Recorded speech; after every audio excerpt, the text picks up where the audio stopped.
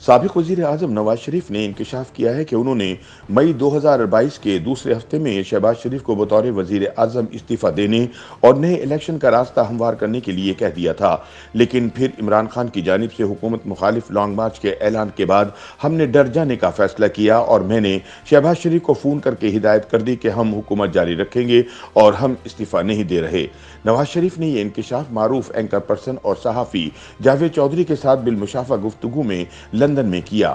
بڑی عید کے دوسرے روز نواز شریف کے لندن دفتر میں ہونے والی ملاقات کا حال بیان کرتے ہوئے جاوید چودھری بتاتے ہیں کہ میاں صاحب کے لہجے کی شگفتگی برقرار تھی، وہ مذاق بھی کر رہے تھے اور اپنے مخصوص شرمیلے انداز میں ہنس بھی رہے تھے۔ وہ بتاتے ہیں کہ میرے ایک سوال پر نواز شریف نے تسلیم کیا کہ میں چاہتا تھا عمران عوامی دباؤ کے ذریعے فارغ ہو اور ہم اس کے خلاف تحریک عدم اعتماد نہ لائیں، لیکن بدقسمتی سے ہمیں دوسرے آپشن پر جانا پڑ گیا۔ بقول میاں صاحب، میں نئے الیکشن چاہتا تھا اور حکومت نہیں بنانا چاہتا تھا۔ جب 3 اپریل کو سپریم کورٹ نے سو موٹو لیا تو ہمارا خیال تھا عدالت نزیہ ضرورت کے تحت نئے الیکشن کا اعلان کر دے گی، لیکن عدالت نے اسمبلی توڑنے کا فیصلہ ریورس کر دیا اور یوں ہمیں 11 اپریل کو اچانک حکومت بنانا پڑ گئی۔ لیکن میں حکومت بنانے کے بعد بھی نئے الیکشن کی طرف جانا چاہتا تھا۔ ہم 11 مئی کو لندن میں اکٹھے ہوئے اور یہ فیصلہ کیا کہ شہباز شریف وزارت عظمیٰ سے استعفیٰ دے دیں گے۔ ہم نے سوچا کہ قومی اسمبلی اس کے بعد بے شک نیا وزیر اعظم چن لے یا پھر اسمبلی ٹوٹ جائے۔ اس حوالے سے شہباز شریف کی تقریر بھی تیار ہو چکی تھی، لیکن جب عمران نے لانگ مارچ کا اعلان کر دیا تو میں نے شہباز شریف کو فون کر کے کہا کہ ہم حکومت جاری رکھیں گے اور اب استعفیٰ نہیں دیں گے۔ میں نے شہباز سے کہا کہ الیکشن اب اگلے سال ہی ہوں گے اور یوں ہم ڈٹ گئے۔ جاوید چودھری کے بقول میں نے پوچھا میاں صاحب اگلے الیکشن کب ہوں گے؟ ان کا جواب تھا اگست 2023 میں حکومت کی مدت پوری ہوگی اور اکتوبر میں الیکشن ہوں گے، لیکن ہم اس سے قبل معیشت کو ٹریک پر لائیں گے۔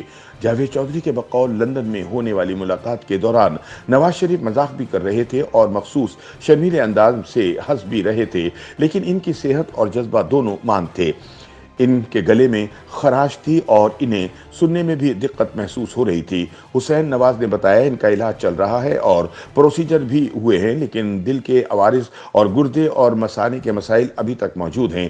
جاوید کہتے ہیں کہ مجھے میاں صاحب کے دفتر میں 3 گھنٹے گزارنے کا موقع ملا۔ مجھے محسوس ہوا کہ 3 واقعات نے ان کے ذہن اور روح پر گہرے اثرات چھوڑے ہیں، یعنی بیگم کلثوم نواز اور والدہ کے انتقال اور جولائی 2018 میں مریم نواز کی ان کی آنکھوں کے سامنے گرفتاری۔ نواز شریف 10 ستمبر 2018 کو بیگم صاحبہ سے فون پر بات کرنا چاہتے تھے، لیکن جیل سپرڈنٹ نے انہیں ٹیلی فون کی اجازت نہیں دی تھی اور یوں 11 ستمبر کی صبح 11:15 بجے بیگم صاحبہ کا انتقال ہو گیا۔ میاں صاحب کو آخری مرتبہ بات نہ کر سکنے کا قلق ہے۔ ان کا خیال ہے کہ جیل حکام کو عمران خان نے روک دیا تھا۔ انہوں نے اس زمانے میں کہا تھا کہ اللہ تعالیٰ کسی کو کم ظرف دشمن نہ دے، اسی وجہ سے نواز شریف اپنی والدہ کو لحد میں بھی نہ اتار سکے تھے۔ پھر 13 جولائی 2018 کو پولیس نے ان کے سامنے مریم نواز کو گرفتار کر لیا تھا۔ یہ واقعہ بھی سانحہ بن کر ان کے دل اور دماغ پر ثبت ہو گیا اور وہ اب تک ان تینوں واقعات کے اثرات سے باہر نہیں آ سکے۔ جاوید چودھری بتاتے ہیں کہ نواز شریف ملکی حالات کے بارے میں پریشان تھے۔ ان کا کہنا تھا کہ ہم نے 75 سال برباد کر دیے، ہمارے پاس اب زیادہ وقت نہیں بچا، ہمیں ملک میں قانون اور آئین کی حکمرانی قائم کرنا ہوگی، اس کے علاوہ کوئی چیز ملک کو نہیں بچا سکتی۔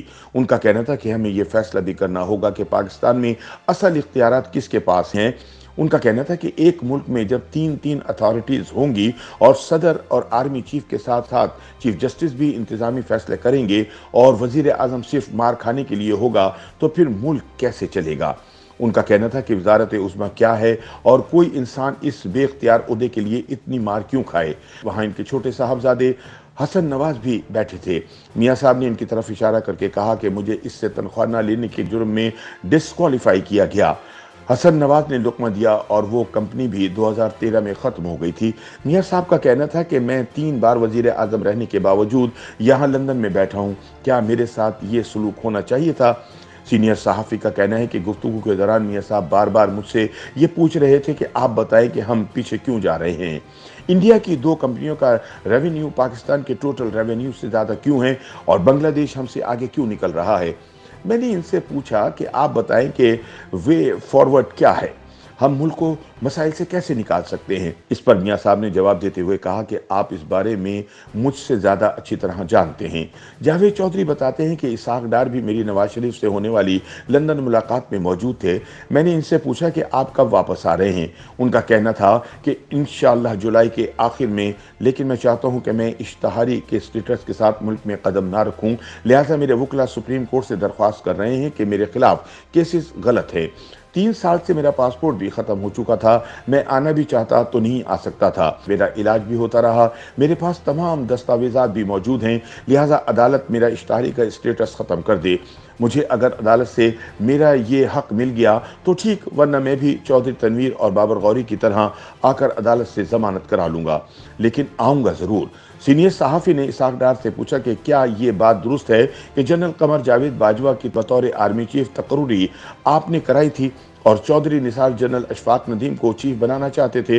डार साहब ने इसकी तायीद की। उनका कहना था कि मेरा बरी इमाम सरकार की निस्बत से इनसे राब्ता था। मियाँ साहब और मैं दोनों जनरल बाजवा के हक में थे। हमें जनरल साहब से कोई गिला भी नहीं, हमें उन्होंने कभी तकलीफ नहीं दी। वो एक अच्छे इंसान हैं और इनके father in law general Ejaz Amjad मेरे पुराने जानने वाले थे। जावेद चौधरी के बकौल मैंने हुसैन नवाज से पूछा कि क्या हमजा शहबाज को वजीर आला पंजाब बनाना ठीक फैसला था। ये बोले ये कुदरत का फैसला था। इत्तेहादी परवेज इलाही को वजीर आला बना चुके थे। चौधरी साहब अगर ऐन वक्त पर अपना रास्ता ना बदलते तो वो वजीर आला होते। मैंने पूछा चौधरी साहब ने अपना फैसला क्यों बदल लिया। वो बोले मुझे इस सिलसिले में ज़्यादा मालूमात नहीं है। मैंने पूछा कि क्या ये बात दुरुस्त है कि चौधरी मोनिस इलाही को ऐन वक्त पर एक फ़ोन आ गया था और उन्होंने अपना फैसला तब्दील कर लिया। हुसैन नवाज ने जवाब दिया, मैंने भी ये बात सुनी थी, लेकिन मुझे ये कंफर्म नहीं है। मुझे इत्तला मिली थी कि मोनिस इलाही ने कमरे के दरवाजे को कुंडी लगाकर ख्वाजा साद रफ़ीक और अयाज सादिक को बताया था कि हम डील से मुतमईन थे और मिठाई भी खा और बांट दी थी, दुआ भी हो गई थी और हम तवील अरसे के लिए एक दूसरे के साथ चलने के लिए भी तैयार थे। लेकिन फिर मुझे एक कॉल आई और हम अपना फैसला तब्दील करने पर मजबूर हो गए। मोनिस इलाही ने ख्वाजा साद रफ़ीक को फ़ोन करने वाले का नाम भी बता दिया था। फिर हुसैन नवाज मुस्कुराए और फिर कहा कि आप ख्वाजा साद रफ़ीक या मोनिस इलाही से तस्दीक करें, मैं सियासी मामलात में मुकम्मल तौर पर बाहर हूँ, कारोबार करता हूँ और ज़्यादा वक्त सऊदी अरब रहता हूँ। YouTube पर गूगली न्यूज देखने के लिए youtube.com की सर्च बार में गूगली न्यूज टीवी टाइप करें। गूगली न्यूज के पेज पर सुर्ख रंग के सब्सक्रिप्शन वाले बटन पर क्लिक करना ना भूलिए। YouTube पेज पर अपलोड होने वाली वीडियोस से बाखबर रहने के लिए बेल आइकन पर क्लिक कीजिए। आपको हर नई वीडियो के बारे में नोटिफिकेशन मौसूल हो जाएगा।